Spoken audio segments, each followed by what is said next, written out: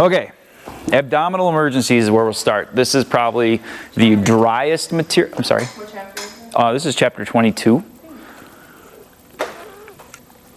And I know that we do these things not necessarily in order in the book, and that's by design, because we didn't really need to talk about allergic reaction and overdose until later on in the class, even though it's right in the middle of the book. So it's by design that we bounce around in the book. Abdominal emergencies, probably some dry material here. The other stuff's a little more fun. We'll talk about heroin and drugs and all that kind of stuff. So stay strong for the abdominal one, and we'll make it through, okay? All right, so abdominal emergencies. What area of the body, if you were to describe, not pointing, but if you were to describe, what is the location we're talking about? We're talking about abdominal. Yeah, okay. So between what? Oh, rib cage and... Yeah, that's right. Like between the pelvis, between the pelvis and the epigastric region. Okay, that's the area we're talking about. Okay. It holds several of our body systems. Can somebody tell me one of the systems that are inside your abdomen? Digestive system, yep. That's part of it. That's an organ in there. Yep. Huh? The endocrine system. The endocrine system, yep. What else? Reproductive system. Don't forget about that. That's an important part. So we break up the abdomen into quadrants. Okay? We have our left upper quadrant, right upper quadrant, right lower quadrant, and our left lower quadrant. That way we can figure out where the pain is, and it can kind of help us identify what area, what system might be affected when we're talking about abdominal pain and that kind of stuff, right? So you got to know the quadrants, and you have to know that it is the patient's left, the patient's right, not as you're looking at the person, okay? It's their left and right, and that goes for everything when we talk about EMS. When you're describing an arm laceration, that's your left arm, even though it looks like it's right while I'm looking at you, okay? You have to describe it as the patient's left and the patient's right. Does that make sense? Yes? Yes.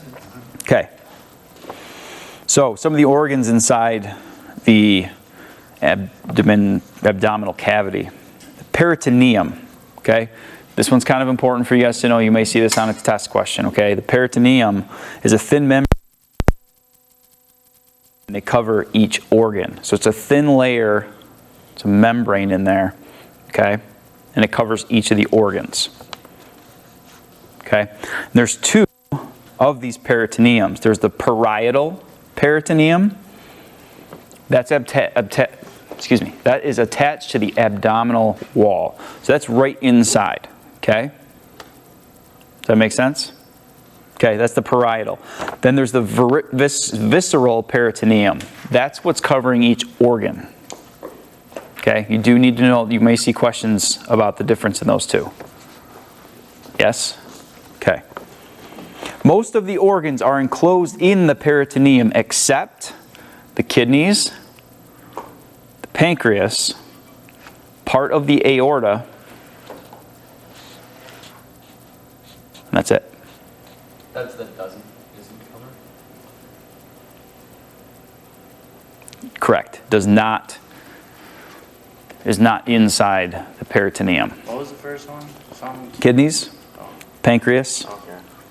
and part of the aorta.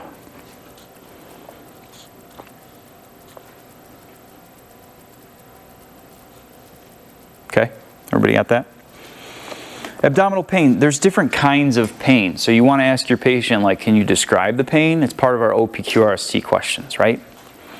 Okay, so, and this will help you kind of narrow down what's going on. Again, we're not, and we say this 1,000 times in this class, we're not doctors, we're not diagnosing, we're a taxi service a lot of times, okay? But it is important for us to try to narrow it down for the doctors, right? Something they want us to do, all right? So there's different kinds of pain. Right, there's visceral pain. And these are definitions that you guys should know. That's why I'm kind of talking slowly to make sure you have time to write. Okay. Visceral pain is described as dull and achy pain. And the reason for that is because it's actually, the pain is actually originating from the organ itself. And the organs themselves don't usually have a lot of nerve endings. So because they don't have nerve endings, you're going to have a real dull, achy kind of pain. So if somebody's complaining of abdominal pain, it's kind of dull and achy, might be coming from one of their organs. Okay? That's visceral pain. Parietal pain originates from the parietal peritoneum. I know this is really exciting stuff. The parietal peritoneum, okay, there's a lot of nerve endings there, and that may present as sharp abdominal pain. Okay? And probably one of the most important types of pain that you can have in your abdomen is described as tearing pain. The patient will describe it as it feels like something's tearing because something is tearing. And that is an indicator of an abdominal aortic aneurysm, which we will talk about in a second. We'll talk about what that is. Okay, but that's a very serious condition.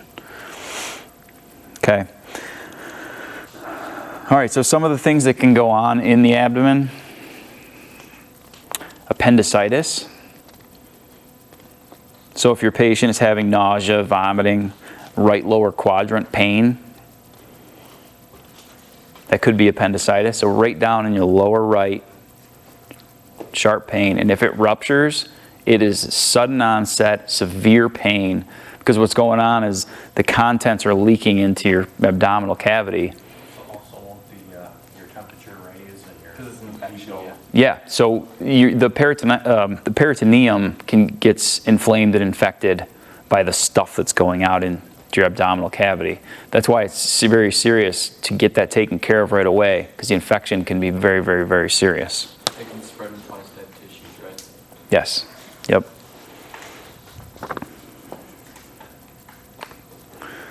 All right. So that's appendicitis. Peritonitis is another one you guys need to know. How the heck do you spell that? Peritonitis. P-E-R, yep. Yep, Peritonitis. Peritonitis is an irritation of the peritoneum. So that membrane in the abdominal cavity is now irritated by something. Something's leaking in there. Something's causing an irritation. Okay?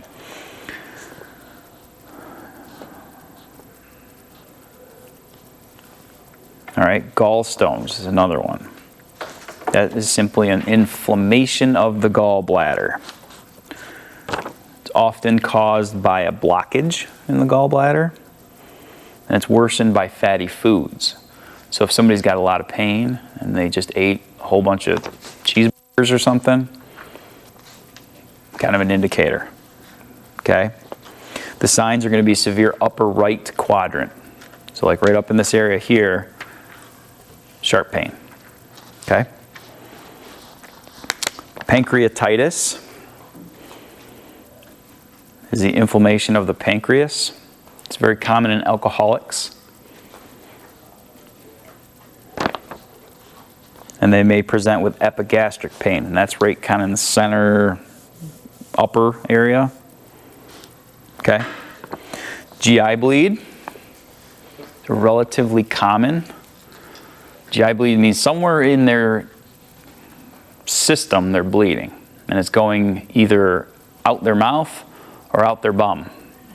The blood's coming out one way or another. If it comes out their bum, it's partially digested too, and the smell has a very unique smell. Mm-hmm. Yes, yes, yes. Yep. Mm-hmm. So, like a real dark stool. I've seen bright red as well, because it must be a lower GI system bleed. But if it's a bleed in the stomach, it's gone through your intestines and it's kind of digested somewhat, and it's darkened the stools, right? The vomit can look like coffee grounds. That's an indicator of the GI bleed, along with the smell. Okay? And they can have no pain at all, or they could have severe pain. So you can ask your patient, when was the last time you ate something? How's your bowel movements? You've been puking at all? What's it look like? How's it smell? Unless you smell it when you get there, of course. You don't have to ask, because you know. All right, so back to the triple A. Okay, you will hear this, an abdominal aortic aneurysm referred to as a triple A. It can be a very, very serious condition. So the aorta runs down. It's like the main vessel that runs down behind your organs. Comes off your heart, runs down, splits off, okay? That blood vessel is very big, and if it balloons out, which causes an aneurysm, and it ruptures, they die quick. There's a lot of blood going out of that right now. And that's referred to as the tearing pain. So if they have a tearing pain, and they also have a pulsating mass in their stomach, you actually see like a little bump sticking out. I've seen one before, and it didn't rupture, thank God. But technically, the definition of an aneurysm, by the way, a lot of times people think the aneurysm is the actual bursting of the vessel. It's not. It's the ballooning of the vessel. So your blood vessels have 3 layers. So all the blood's going through the center, right? Well, if that inner wall starts to weaken and it starts to work its way between the second and third layer, or the first and the second layer, that's what caused the ballooning. And that obviously puts pressure on the blood vessel, and it can pop. And if it pops, you're going to have a bad time. Okay? So that's a AAA, the tearing pain, the pulsating mass. If you see one of these pulsating masses along with the abdominal pain and with the tearing pain, don't touch it. If you push on that with your fingers because you're palpating the abdomen, you can pop it and you can kill that person now. They probably know about it, right? Sometimes sometimes it is a condition where it's been identified and they're watching it over a period of time. So they might have it and the doctors are like, it's stable now, we need to do surgery at some point, but it's not critical right now. But if that does burst, there's nothing we can do for this person, unfortunately. Right. Done. Dead. If you get there and if it's swelled up and pulsing, you should know about that, shouldn't you? Like, you should be able to find that yourself and say, yeah, that's... Yeah. You mean the patient? Yeah, absolutely. You shouldn't be like poking Right. around and... Right. Right. They should, you're right, they should know about it. They're like, man, I don't feel good. Oh my gosh, what is this thing? And they're probably going to tell you, but you should still be looking. Abdominal pain, you should be palpating the quadrants as part of your assessment for abdominal pain to figure out what quadrant it's in. But if you are feeling along and you feel something that's pulsing mass, don't push on it. Don't push on it. Okay? Okay? They're feeling their shirt just like, oh, what's this? And pokes it. Then he's probably going to kill himself. I mean, it depends on how weakened the vessel is at this point. I mean, if it's just a recent aneurysm, it just started ballooning, the doctor's watching it, I mean, I can't tell you how much poking you can do before you pop it, but if it's been there a while, it's put a lot of stress on that vessel, and if it's ready to pop, it's ready to pop. So, hernia. A hernia is a hole in the muscle layer of the abdomen wall. Okay, you can have them in kind of different spots down here, but what can happen is you lift something real heavy, and basically your muscles just kind of rip apart, and part of your intestines can come and shoot through that hole. And actually, I've seen people, they kind of live with them for a while. You shouldn't leave it too long, but the intestines are actually sticking out. You can see it under the skin. It's like a weird looking blob here. You need surgery to get that fixed. You know, you shouldn't be poking that back in through the hole. They need to repair it. They put a mesh on there and sew it back up. All right. So again, the signs for the hernia would be a sudden pain following exertion, usually. My dad's had hernias before, and it was kind of not like a sudden thing. Like the wall probably got weakened, and then eventually it got so bad and he had to have surgery for it. It's not a huge deal. Doesn't a lot come in the belly button? Sometimes, yeah. I've seen a lot of them in the belly button. Yeah, it can be different areas down in the lower abdomen. Yep. Mm-hmm. Okay, and then one other condition they talk about in the book is called renal colic. You think renal, you're thinking kidneys, right? It's severe flank pain is caused by kidney stones traveling down the ureter. So the problem is the kidney stones. But now the kidney stones are moving from the kidney down the ureter, and that's renal colic. Okay, it's causing pain from that stone working its way through your system.